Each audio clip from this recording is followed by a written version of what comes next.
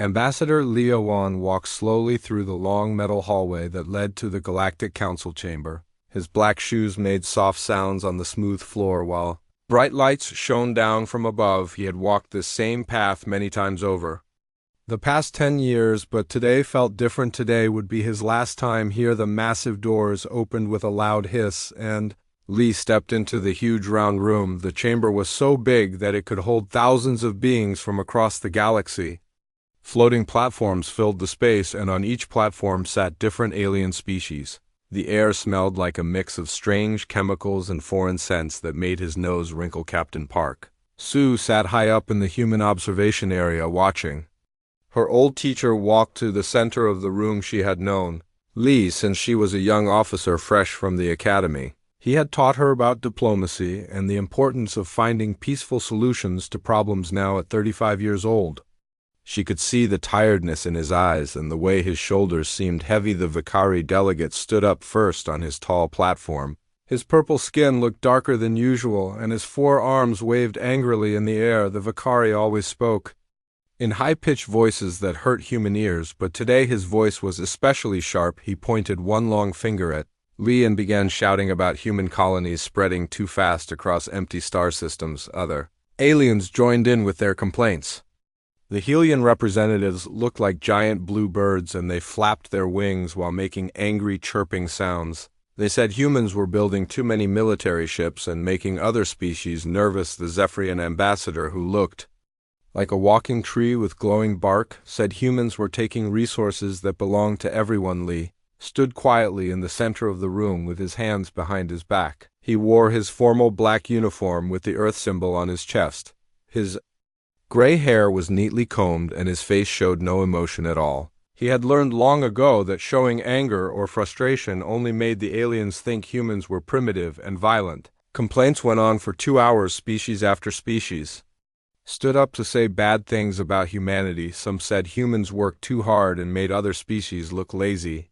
Others said humans were too curious and asked too many questions about alien technology. A few even said humans smiled too much and it made them uncomfortable. Park watched from above and felt her anger growing. These same aliens had been happy to accept human help when they needed it. Human doctors had created medicines that saved millions of alien lives. Human engineers had built better ships and factories that made life easier for everyone. Human farmers had developed new ways to grow food that ended hunger on dozens of worlds. But now that humans were successful, the aliens were scared. They did not want to admit that the newest species in the galaxy might be better at some things than races that had been traveling the stars for thousands of years. They preferred to think of humans as useful pets rather than equals. The ethereal collective spoke next through their strange floating crystals that glowed with different colors. Their voice sounded like wind chimes in a gentle breeze, but their words were harsh.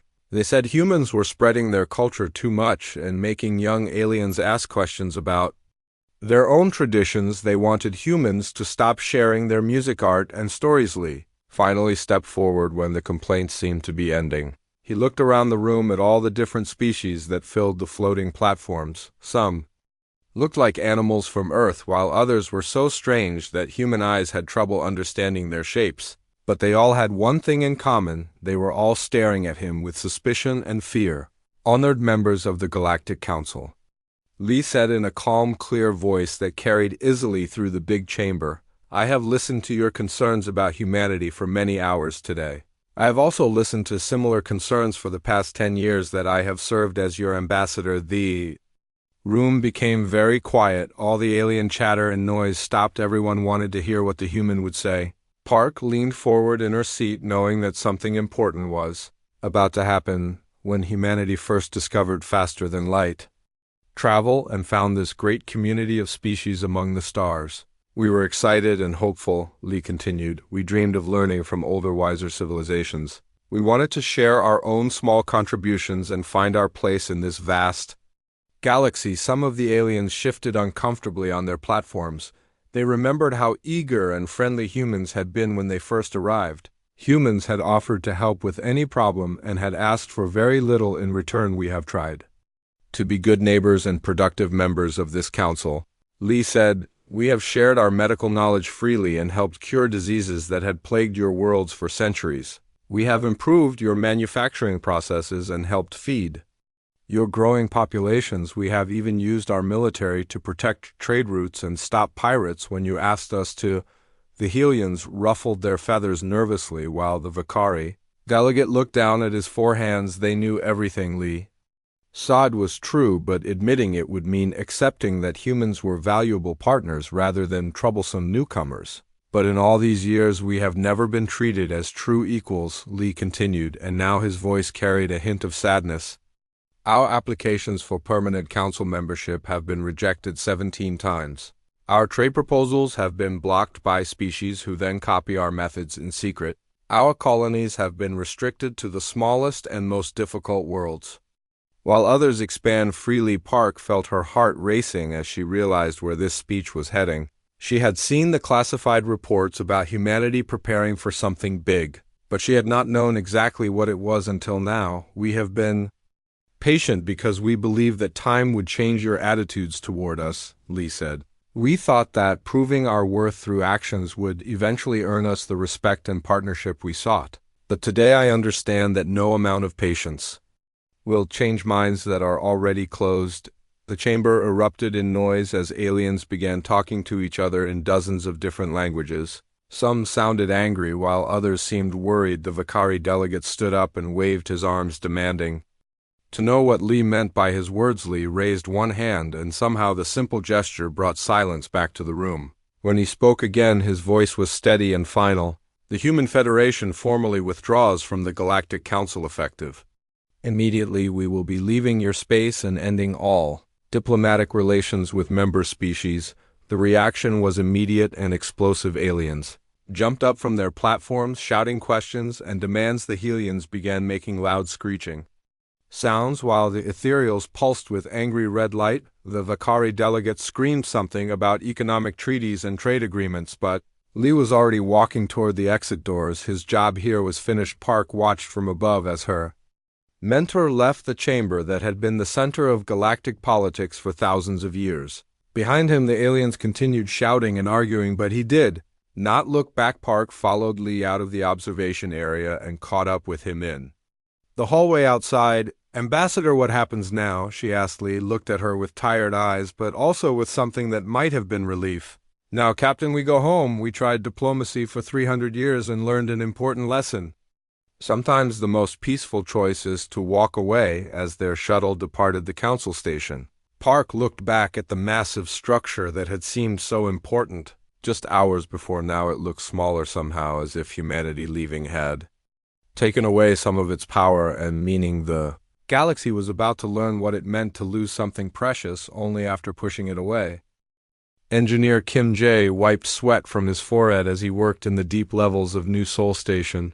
The massive research facility had been humanity's pride for over 50 years, but now it was being taken apart piece by piece around him. Dozens of human workers moved with quiet efficiency, packing equipment that had taken decades to build. The aliens had always thought they were so smart, Kim thought to himself as he carefully disconnected a quantum processor that was worth more than most alien planets. They saw humans as useful but simple people who could fix their machines and solve their basic problems. They never bothered to really understand how human technology worked. Kim had spent 20 years developing new types of computers that could think faster than any alien brain could imagine. The other species in the galaxy used old, slow methods that wasted time and energy. But humans had learned to make machines that could solve 1,000,000 problems in the time it took an alien to blink. His team was packing everything into special containers that would keep the equipment safe during the long journey to humanity's new home.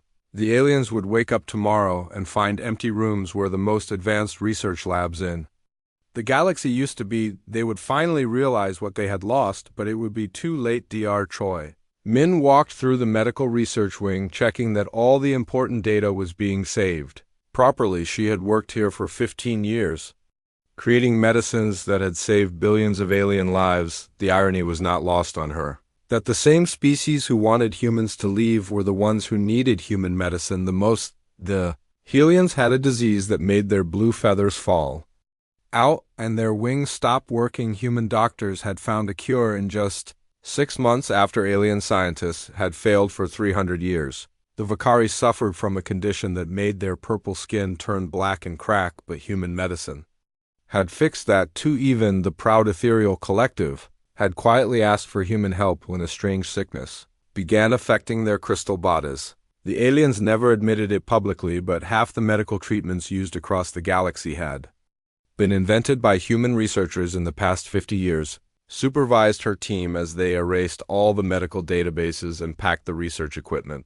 The aliens had always demanded that humans share their discoveries freely, but they never offered anything in return. Now they would have to figure out how to treat diseases without human help. Captain Yoon Dahl stood on the bridge of his massive cargo ship, watching as the last containers of equipment were loaded into the hold. His fleet of 200 ships was responsible for moving humanity's entire industrial base away from alien space. It was the largest evacuation in galactic history. The factories that humans had built were marvels of efficiency that made alien manufacturing look primitive. Human automated systems could produce goods 10 times faster than the best alien facilities with half the energy cost and zero waste.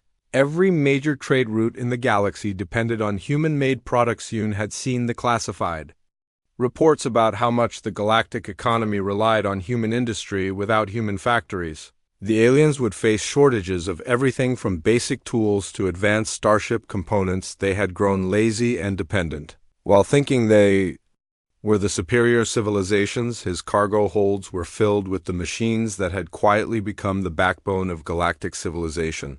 The aliens had been happy to buy human products and use human services, but they never wanted to admit how much they needed them. Now they were about to find out. The evacuation was happening all across human space.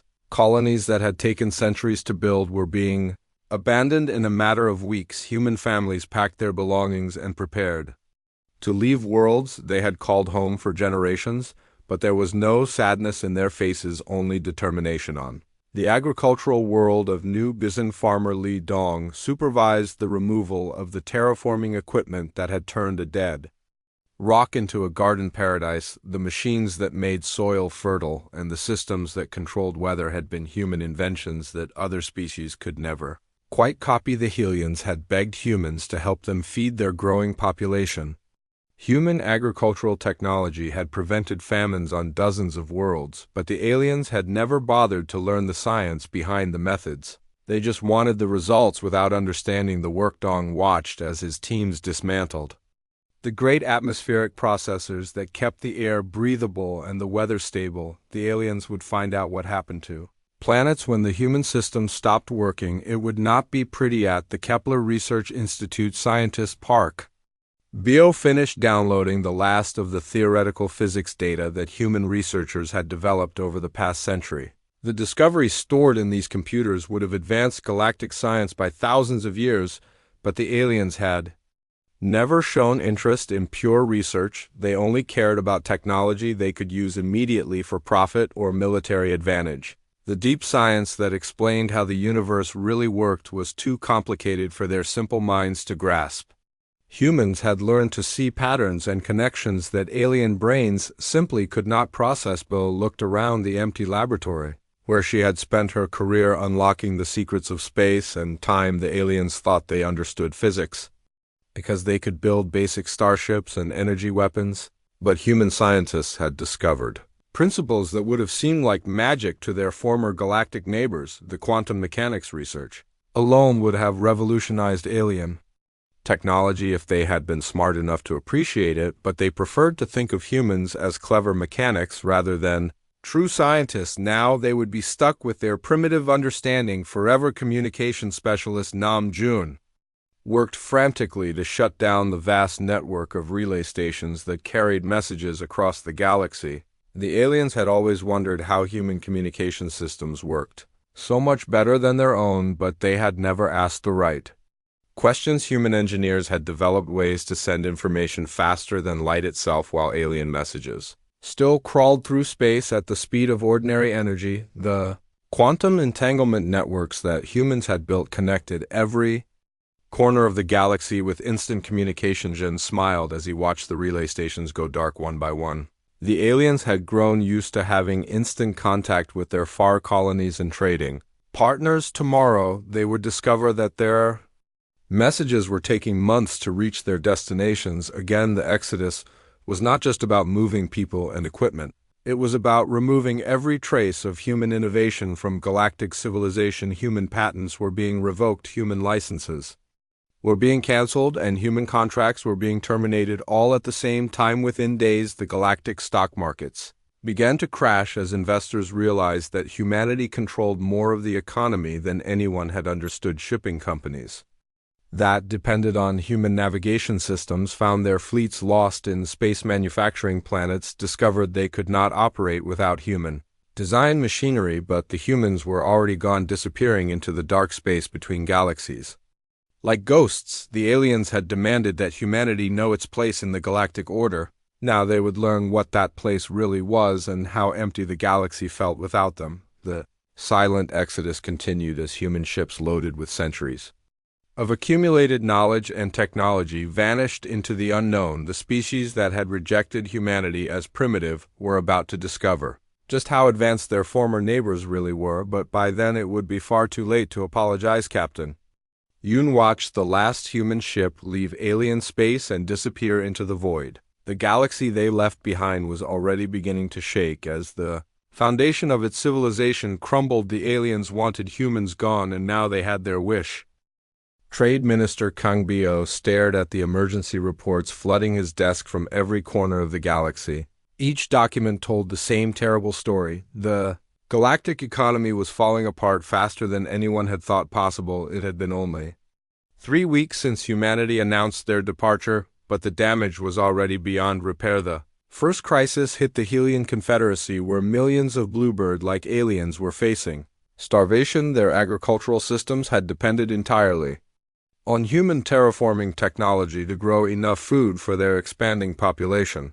Without human atmospheric processors and soil enhancement machines, their crops were dying in the fields. Kang read the desperate message from the Helian Prime Minister, begging for emergency food shipments. The proud species that had complained about human expansion was now admitting they could not feed themselves. The irony was bitter, but Kang felt no satisfaction in their suffering. The Vakari Empire was collapsing even faster. Their entire economy had been built on trade routes that human patrol fleets had kept safe from pirates and raiders. Without human protection, the shipping lanes had become hunting grounds for criminals and rebels. Vakari merchant ships were being destroyed or captured daily. Admiral Lim Wu received reports from human intelligence agents still scattered across alien space. The same Vakari who had accused humans of militarization were now begging every species with warships to protect their trade convoys, but alien military technology was centuries behind human capabilities, and their ships were no match for their growing pirate fleets. The manufacturing worlds were shutting down one by one as their human-designed machinery broke down without proper maintenance. Alien engineers tried desperately to fix the complex systems, but they had never bothered to learn how the equipment really worked. They had been content to let humans handle the technical details. On the industrial planet Mechanicus, Prime Factory Supervisor Vel Terran watched helplessly as production lines ground to a halt. The automated systems that had run perfectly for decades were now displaying error messages in human languages that no alien could read. Without human technicians to maintain them, the factories were becoming expensive monuments to their own ignorance. President Shin A called an emergency meeting of the Human Leadership Council as reports of galactic chaos continued to arrive. She had expected some disruption when humanity withdrew, but the speed and scale of the collapse was shocking even to her. The aliens had hidden their dependence on human innovation much better than anyone realized. The communication networks were failing across the galaxy as human-built relay stations went offline one by one. Species that had grown used to instant contact with their colonies and trading partners found themselves isolated and unable to coordinate responses to the growing crisis. Messages that once took seconds now required weeks to reach their destinations. The ethereal collective tried to maintain their dignity by claiming they did not need human technology, but even their crystalline cities were powered by human-designed energy systems. When those systems began failing, their glowing forms started to dim for the first time in their Recorded history Kang Bio studied the economic projections and felt sick. The galactic gross domestic product had dropped by 60%. In less than a month, stock markets across hundreds of worlds had crashed as investors realized that human corporations controlled more of the economy than government statistics had ever shown. The banking systems were in chaos because human financial algorithms had been managing most of the galactic currency exchanges. Without those systems, alien economists could not even calculate how much money existed or where it was located. Several major banks had already declared bankruptcy on the former. Human colony world of New Jeju abandoned automated mining operations, continued to extract valuable minerals, but no one knew how to operate the processing plants. The aliens watched helplessly as mountains of raw materials piled up while their industrial systems starved for refined resources. The medical crisis was perhaps the worst of all. Human hospitals and research centers had quietly become the backbone of galactic healthcare. When they closed their doors and destroyed their databases, millions of alien patients lost access to treatments that kept them alive. Dr. Yoon. He had been working at a Vakari hospital when the evacuation order came. She watched alien doctors try to treat diseases they had not seen in decades because human medicine had made them so rare without human pharmaceutical companies to produce the drugs. Alien patients began dying from conditions that had been easily curable. Just weeks before, the psychological impact was as devastating as the economic collapse.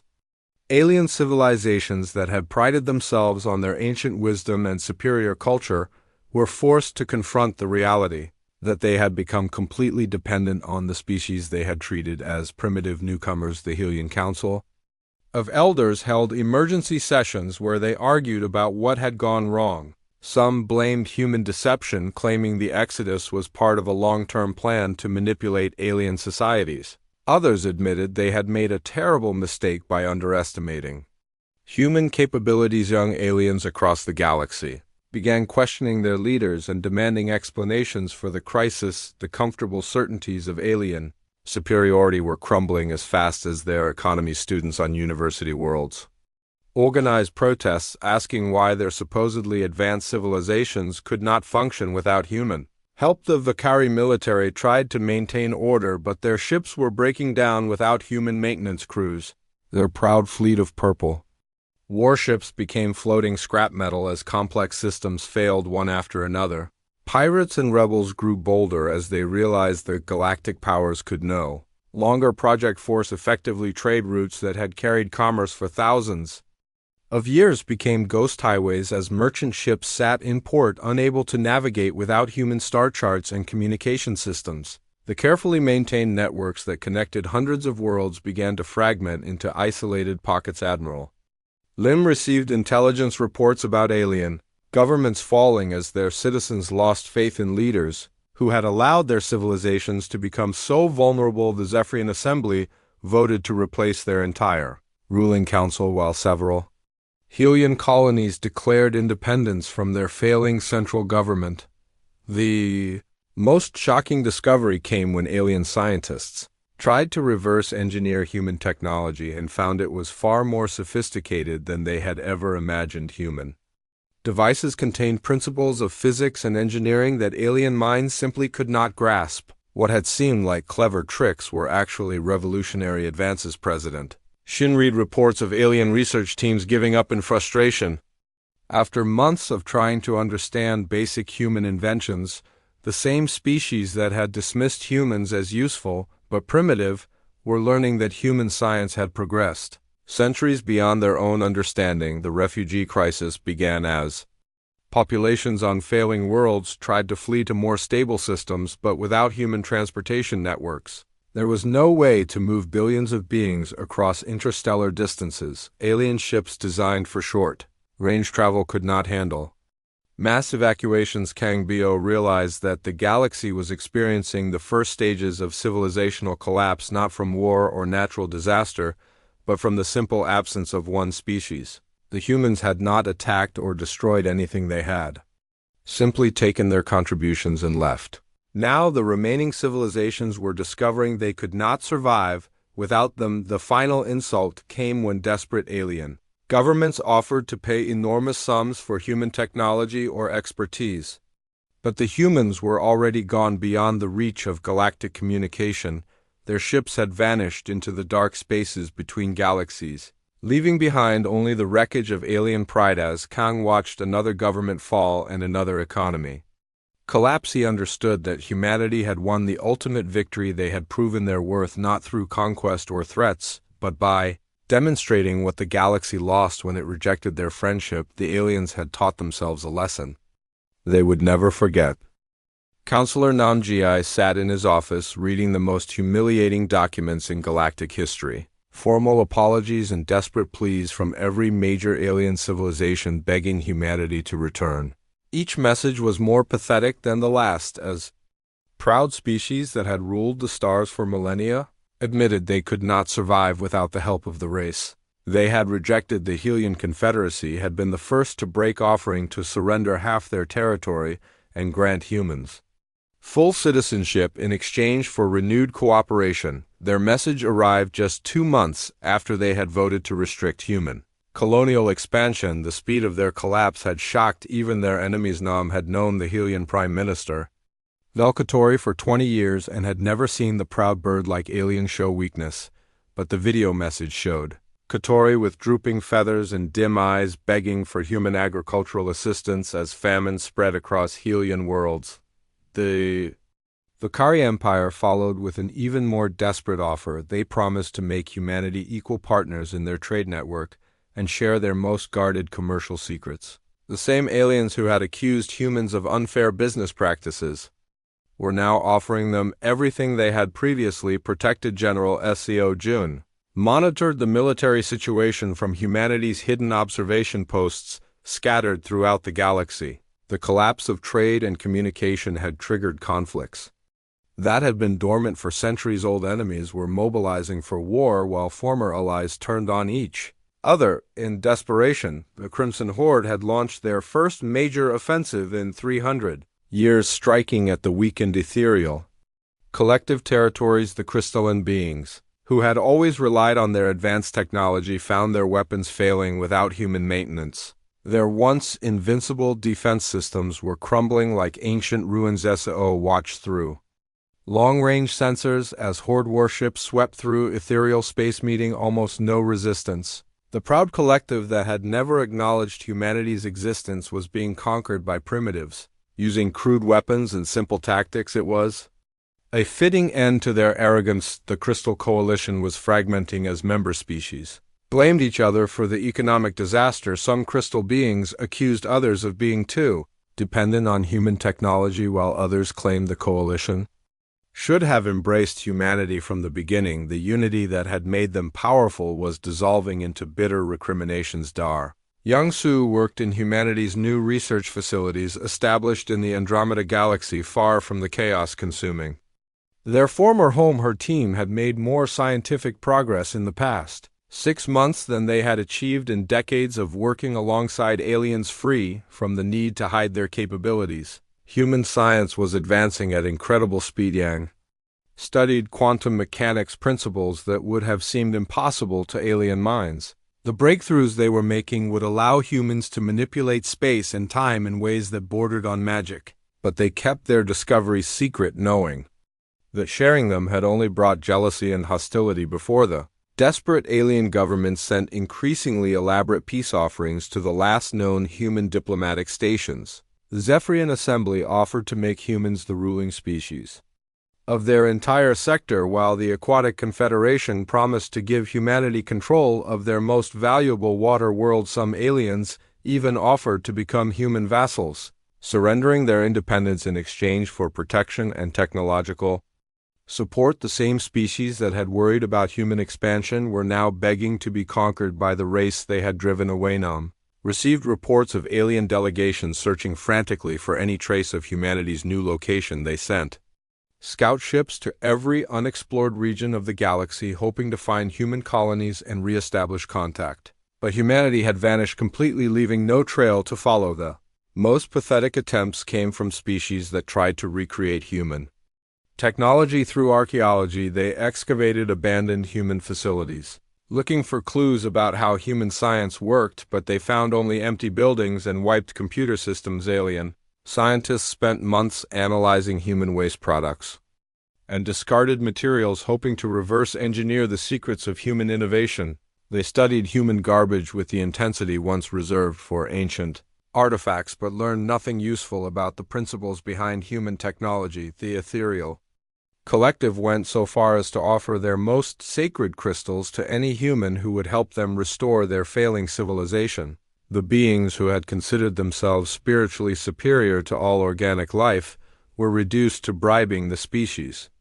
They had once ignored General SCO, received intelligence about increasingly desperate military preparations as alien governments, realized diplomacy was failing. The Vakari were building massive fleets to search for humanity, while the Helians were developing new long-range sensors to scan distant galaxies, but their military technology was centuries behind human capabilities, and their search efforts were doomed to failure. Human ships could travel faster than light in ways that alien physics could not explain, leaving no energy signatures or gravitational disturbances to track. The refugee crisis was getting worse as failing worlds tried to evacuate their populations to more stable systems, but without human transportation networks there was no way to move billions of beings across interstellar space. Alien ships designed for trade and exploration could not handle mass evacuations. Nam watched news reports of overcrowded alien vessels breaking down in deep space as desperate families fled their dying worlds. The same aliens who had complained about human shipping efficiency were learning what happened when those efficient systems disappeared. Some alien groups tried to build their own versions of human technology, but their efforts were embarrassingly primitive. Vakari engineers spent a year trying to recreate a basic human computer and produced a machine that was slower and less reliable than systems they had been building centuries earlier. The psychological impact was devastating, as alien civilizations faced the reality that they had become completely dependent on a species they had treated as inferiors. Young aliens across the galaxy began studying human culture and history, trying to understand how they had missed such obvious signs of human superiority. Universities on dozens of worlds started offering courses in human studies as scholars tried to analyze what had made humanity so successful. The same academic institutions that had dismissed human achievements were now desperate to understand the principles behind human innovation. The irony was not lost on anyone that the species which had prided itself on ancient wisdom and superior intellect was now studying the culture of the race they had rejected. Alien philosophers wrote books about the hubris that had led to their downfall, while historians documented the mistakes that had cost them everything. Nam received reports of alien governments collapsing as their citizens lost faith in leaders who had allowed their civilizations to become so vulnerable. The carefully maintained political systems that had governed the galaxy for millennia were crumbling under the weight of their own failures. Some planets descended into chaos as local populations fought over dwindling resources, while others tried to maintain order through increasingly authoritarian measures. The galactic civilization that had seemed so stable and eternal was revealing itself to be a house of cards built on human foundations. The final desperate measure came when a coalition of alien species offered to rebuild the entire Galactic Council with humanity as the permanent ruling authority. They promised to accept human law, human culture, and human leadership in all matters if only humanity would return to save them. But the message was sent to empty space because humanity was no longer listening. The species that had rejected human friendship and dismissed human contributions had learned too late that some mistakes cannot be undone. The galaxy they had known was dying, and only humans could have saved it. Nam closed his files and prepared his own final report on the collapse of galactic civilization. He had witnessed the end of an era and the birth of a new one where humanity would never again try to fit into systems that did not appreciate their worth. The aliens had gotten exactly what they asked for: a galaxy without humans in it. Explorer Biko commanded the first alien expedition to venture beyond the galactic rim in search of humanity's new home. His mixed fleet of Vakari trade ships, Helian scouts, and ethereal research vessels represented the desperate cooperation of species that had been enemies just months before the collapse of galactic civilization had forced former rivals to work together in their shared quest for salvation. The journey took 6 months of hard travel through the dark spaces between galaxies where no stars provided light or guidance. Alien crews that had never been so far from home grew nervous and frightened as they sailed through an endless void that seemed to swallow their ships like tiny sparks in an ocean of darkness. Beak had volunteered for this mission knowing it might be suicide, but understanding it was their only hope.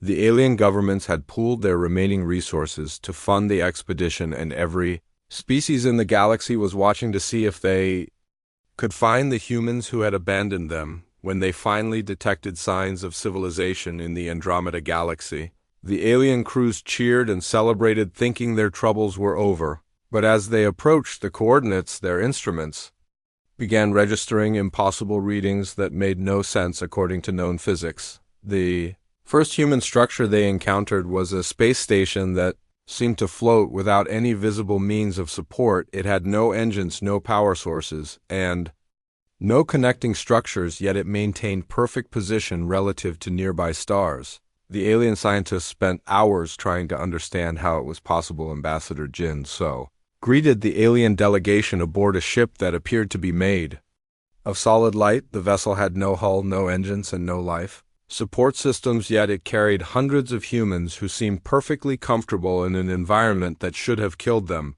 Instantly, Jin welcomed the aliens with polite courtesy. But Beak could see immediately that something fundamental had changed about humanity. The humans moved with a grace that seemed to defy gravity. Their eyes held knowledge that appeared infinite, and they spoke in voices that carried harmonics. No organic throat should produce. The aliens were invited to tour New Terra, the primary human settlement in Andromeda, and what they saw there challenged everything they thought they knew about civilization. The human city was built from materials that shifted between solid, liquid, and gaseous states at will while maintaining perfect structural integrity. Captain Moonri showed the alien delegates through districts where human children played games that involved manipulating the fundamental forces of physics, where artists created sculptures from living light, and where scientists conducted experiments that treated space and time as malleable substances. The aliens watched in stunned silence as humans demonstrated technologies that made their former galactic civilization look like primitive tool use. Human transportation involved folding space to step between distant locations. Human manufacturing created matter from pure energy, and human communication happened through direct mind-to-mind contact. Beak realized with growing horror that humanity had not simply relocated, they had evolved beyond the need for the physical laws that governed everyone else. The species that aliens had dismissed as clever but limited had transcended the boundaries of what they thought was possible. The humans explained patiently that their departure from the galaxy had freed them to explore their true potential. Without the need to hide their capabilities or conform to alien expectations, they had unlocked abilities that had been dormant for centuries. Jin told the alien delegation that humanity had always possessed these gifts, but had suppressed them to avoid frightening their galactic neighbors. The same restraint that aliens had mistaken for limitations had actually been compassion, preventing them from seeing how far behind they really were. Dr. Park Min showed the aliens through research facilities where human scientists were mapping the fundamental structure of reality itself. They had learned to see the universe as a vast information system that could be reprogrammed through the application of consciousness. And will the aliens begged to understand how such transformations were possible, but the humans explained gently that some forms of knowledge could not be taught, only experienced. The evolution that humanity had undergone required abandoning concepts of limitation and separation that alien minds still clung to desperately. Captain Moon demonstrated human defensive capabilities by having her ship effortlessly deflect a small asteroid without any visible weapons or energy discharge. The rock simply changed course as if space itself had decided to move it. The aliens realized that humanity could have conquered the entire galaxy without effort, but had chosen restraint instead. The most shocking revelation came when Jin casually mentioned that human consciousness was no longer bound by individual bodies. The person speaking to them was simultaneously present in thousands of locations across multiple galaxies while maintaining perfect awareness of each conversation. Beak felt his worldview crumbling as he understood that the beings before him were no longer the same species that had left the galaxy. The humans had become something that transcended every category of existence that aliens used to understand reality. The alien delegation offered everything they had brought as tribute, hoping to convince humanity to return and save their dying civilizations. They promised territory, wealth, resources, even their complete submission if humans would only share their knowledge. But Jin explained with patient kindness that humanity had moved beyond the concepts of ownership, territory, and political control. The things that aliens fought over were as meaningless to evolved humans as toy blocks were to adults. They had discovered forms of abundance that made material concerns irrelevant. The aliens begged for trade agreements, technology transfers, anything that might help their collapsing worlds, but humanity politely declined. They had tried sharing their gifts before, and the galaxy had responded with fear, jealousy, and hostility. The lesson had been learned too well to repeat. Moon showed the aliens' recordings of human attempts to integrate with galactic civilization over the past 3 centuries. Every offer of friendship had been met with suspicion. Every technological gift had been seized without gratitude, and every gesture of goodwill had been interpreted as a threat. The humans had finally understood that true compassion sometimes meant allowing others to face the consequences of their choices. The galaxy had demanded that humanity leave, and now they would learn to survive without the help they had rejected. Jin offered the aliens one final gift before they departed: knowledge of principles that might help them avoid complete extinction. The humans shared basic concepts of cooperation, unity, and humility that could help alien species work together instead of fighting over the remains of their civilization, but the aliens would have to implement these principles themselves without human guidance or protection. The same species that had once offered to uplift alien civilization now insisted that growth had to come from within, not from dependence on superior technology. Beak led his delegation back to their ships, knowing they had failed in their mission but gained something more valuable than they had sought. They had seen what humanity had become and understood finally what they had lost when they chose fear over friendship.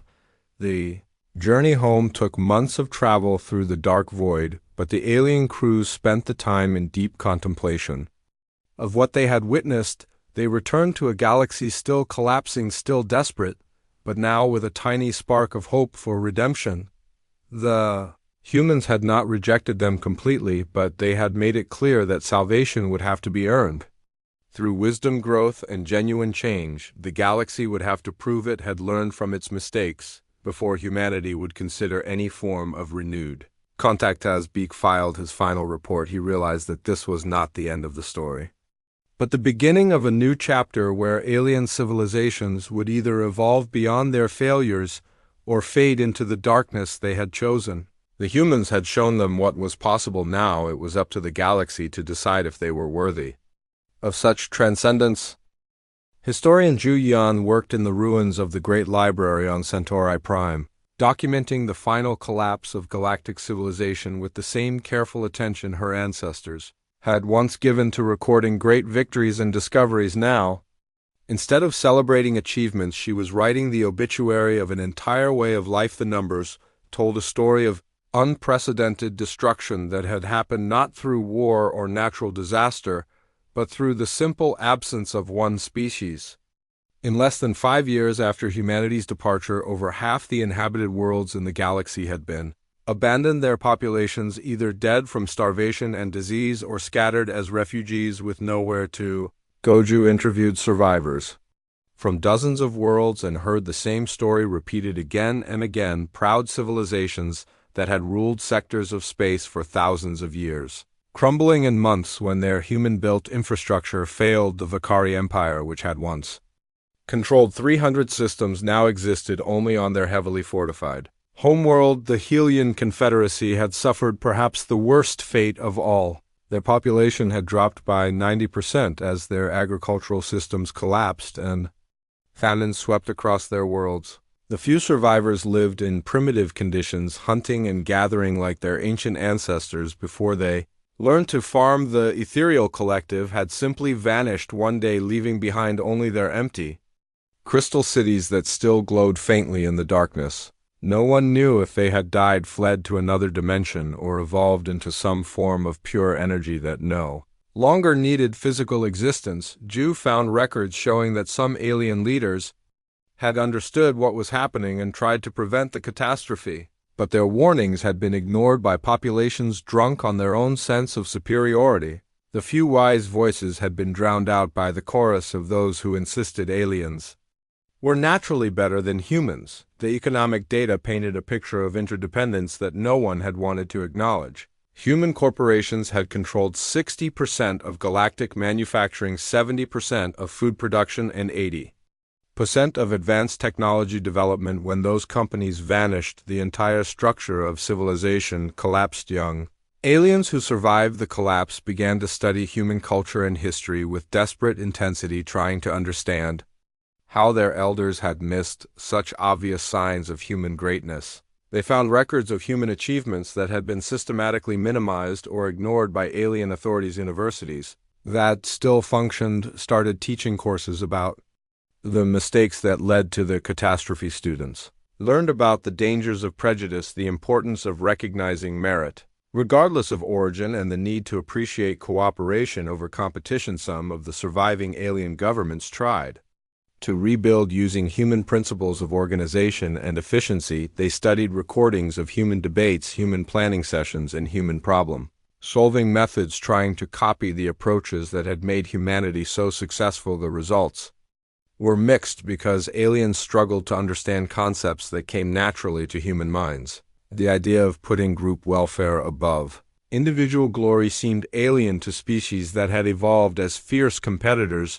The notion of sharing knowledge freely violated instincts developed over millions of years, but slowly, painfully, some alien societies began to change. The Zephian collective started allowing younger members to challenge traditional authority structures. The Aquatic Confederation began promoting cooperation between different subspecies that had previously been rivals.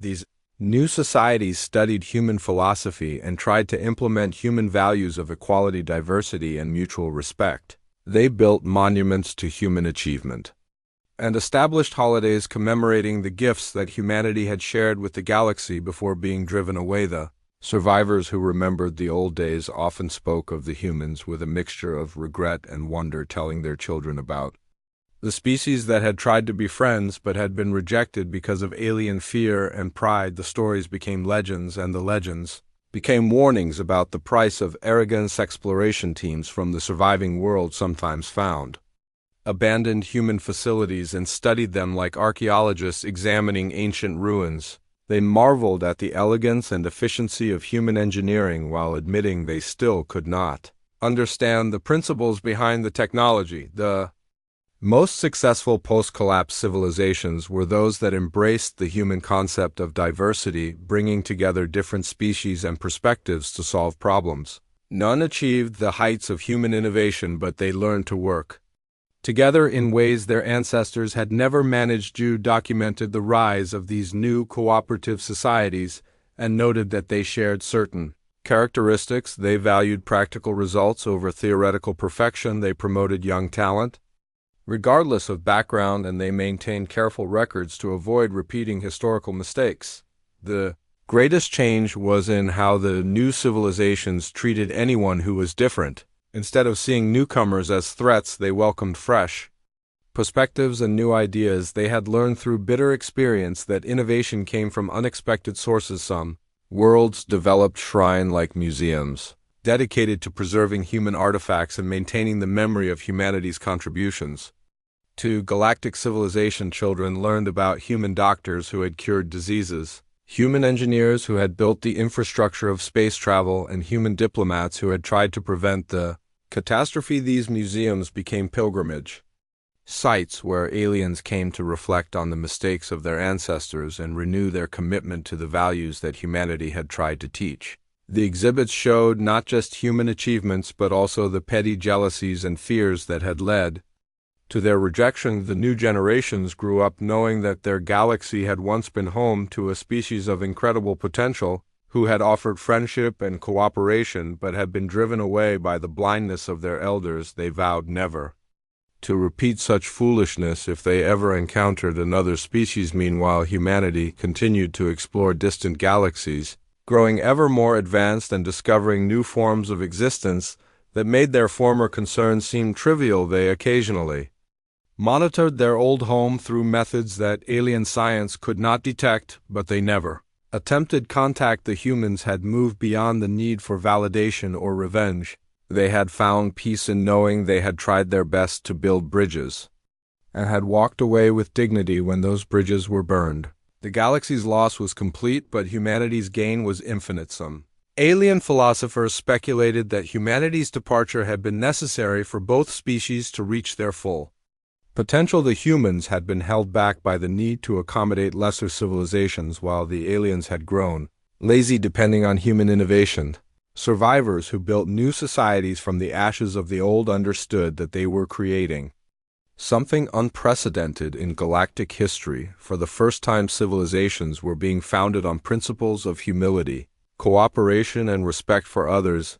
These values had been humanity's gift to the galaxy even after their departure drew finished her historical record, knowing that it would serve as both memorial and warning for future generations. The galaxy had learned the hardest lesson possible, that rejecting those who offer their hand in friendship can cost everything. The survivors would carry that knowledge forward and perhaps become worthy of the second chance they had been given. The final entry in her record noted that while the old galaxy had died, something new was being born from its remains. These emerging civilizations still faced enormous challenges, but they were building on a foundation of wisdom earned through suffering. They understood that diversity was strength, cooperation was survival, and humility was the beginning of true greatness. As Jew sealed her historical archive, she reflected that humanity's greatest victory had not been in leaving, but in the transformation their departure had forced upon those who remained.